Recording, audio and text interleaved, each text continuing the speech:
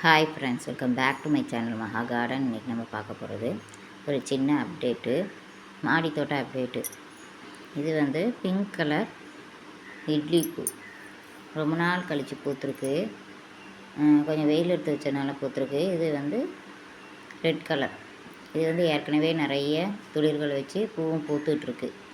இந்த செடி வந்து நல்லா தான் இருக்குது. இது வெள்ளை செம்பருத்தி.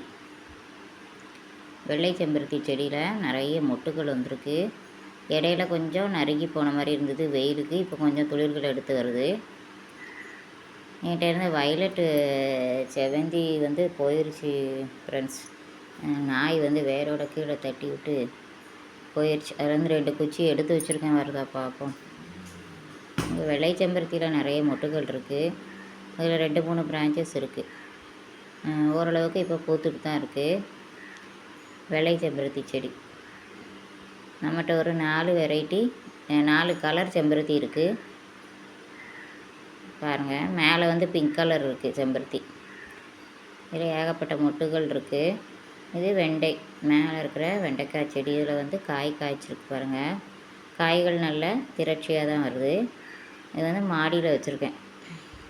கீழே வச்சா வெண்டைக்காய் செடி இலைய நாய் கடிச்சு போட்டுருது. அதனால் கொஞ்சம் மேலே தூக்கி வச்சுருக்கேன். எடுக்க முடியாதபடி மேலே தூக்கி வச்சதுனால இப்போ துளிர்கள் எடுத்து வருது. ஒரு 4 வெண்டைக்காய் செடி நம்மகிட்ட தற்சமயம் இருக்குது. பாருங்கள், இது வந்து 2 காய் இருக்குது. இது வந்து பிங்க்கு செம்பருத்தி. நிறைய பூக்கள் 3 பூக்கள் பூத்துருக்கு. பாருங்கள் செடி எப்படி இருக்குன்ட்டு. நல்லா ஆனால் சின்ன சின்ன பூவாக தான் பூக்குது. இலைகளுமே சின்னதாக தான் இருக்குது. நான் வாங்கும்போதே இது வந்து 50 ரூபாய்க்கு தான் வாங்கினேன் இந்த செடி. பாருங்கள் எப்படி இருக்குன்ட்டு. ஓரளவுக்கு நிறைய மொட்டுகள் வச்சு பூக்கள் பூத்துட்ருக்கு. ஆனால் இந்த பூக்கள் விரிகிறதுக்கு வந்து நேரம் ஆகும். 9 மணிக்கு மேலே 9:30க்கு மேலே தான் காலையில் நல்லா விரியுது. பூக்கள் வந்து விரியுது. ஆனால் கீழே உள்ள ஆரஞ்சு செம்பருத்தி காலையிலேயே விரிஞ்சிடும். நம்ம எந்திரிச்சு பார்க்கும்போதே நல்லா அழகாக விரிஞ்சிருக்கும். இது வந்து கொஞ்சம் லேட் ஆகும். இதுலேயுமே 3 பிரான்ச்சஸ் இருக்குது. இது ரோஜா மல்லி. ரோஜா மல்லி செடி வந்து 2 செடியை ஒரே இதில் வச்சேன். இதையுமே கிளைகளை உடச்சி போட்டு அதுக்கப்புறம் திருப்பியுமே அதில் வந்து துளிர்கள் எடுத்து வந்திருக்கு. இந்த மேலே ஏறி வெளியில் வந்து அந்த செவுத்தில் ஏறி பார்க்கும்போது உடச்சிருது. நாய் வந்து உடச்சிருது. அது வைக்கவும் இடம் இல்லை. சரின்ட்டு அப்படியே வச்சுட்டேன். நிறைய துளிர்கள் எடுத்து மொட்டுகள் வைக்க ஆரம்பிச்சிருக்கு. இது புதுசாக வாங்கின ரோஜா மல்லி செடி. பழைய செடி என்கிட்ட இருந்தது, அது வந்து போயிடுச்சு வீடு மாற்றி வரும்போது. இப்போ வந்து புதுசாக வாங்கி வச்சுருக்கேன் ரோஜா மல்லி செடி. நல்லாயிருக்கு. இது பன்னீர் ரோஜா, டார்க் பிங்க் பன்னீர் ரோஜா. இதுவும் ஒரு மாதம் ஒரு 2 மாதம் இருக்கும் இது வாங்கி. நல்லா பூக்குது. கலருமே நல்லா டார்க் கலராக இருக்குது. ஏகப்பட்ட மொட்டுகளும் இருக்குது அதில். பாருங்கள் எப்படி இருக்குது செடின்ட்டு. நிறைய மொட்டுகள் இருக்குது. 3 பிரான்ச்சஸ் இருக்குது இந்த செடியில். வந்து 3 பிரான்ச்சஸாக பிரிஞ்சு மொட்டுகள் வைக்க ஆரம்பிச்சிருக்கு. என்கிட்ட லைட் பிங்க்கும் இருக்குது. இது வந்து பட்ரோஜா, பட்ரோஸ்ம்பாங்க, இல்லாட்டி 10 மணி பூம்பாங்க. இதில் வந்து 3 கலர் இருக்குது. இந்த கலர், அதாவது வாடாமல்லி கலர், ரெட் கலர், அப்புறம் அந்த லைட் பிங்க்கும் டார்க் பிங்க்கும் சேர்ந்த டபுள் கலர். 3மே அடுக்கு பட்ரோஸ் தான். வேறு வெரைட்டி வாங்கி வைக்கணும். வேறு கலர் வந்து வாங்கி வைக்கணும். நல்லா அழகாக பூத்துருக்கு. காலையில் பார்க்க ரொம்ப அழகாக இருக்கும். தேனீக்களை நல்லா அட்ராக்ட் பண்ணுது. நிறைய தேனியாக இருக்கும். இந்த பூ விரிஞ்சோடனே பக்கத்தில் போகவே முடியாது. செடி பக்கத்தில் தண்ணி ஊற்ற கூட போக முடியாது. அந்த அளவுக்கு தேனீக்கள் நிறைய வருது.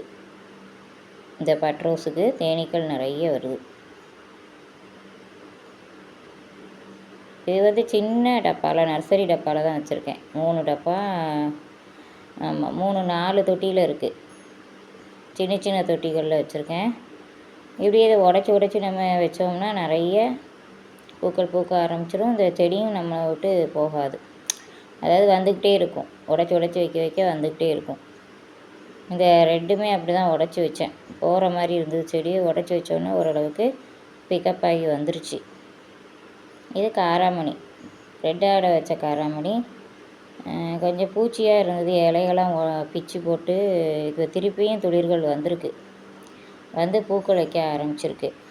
இன்னொரு காராமணி செடி இருக்குது, அதில் நிறைய காய்கள் வச்சுருக்கு. இப்போ அவ்வளோவும் பிஞ்சாக இருக்குது. இப்போ கொஞ்சம் நாள் கழித்து அதை அறுவடை பண்ணுவோம். இதுலேயுமே பூக்கள் பிடிக்க ஆரம்பிச்சிருக்கு.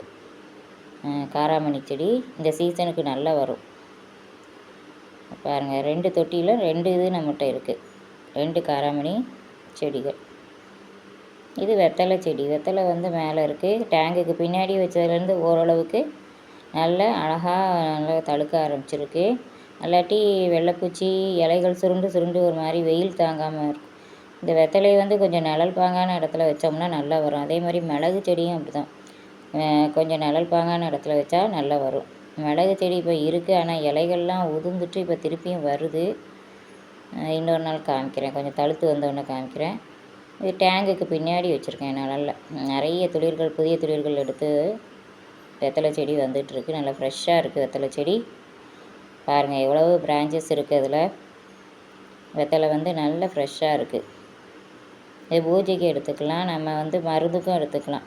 வெத்தலை வந்து நிறைய பயன்படுது.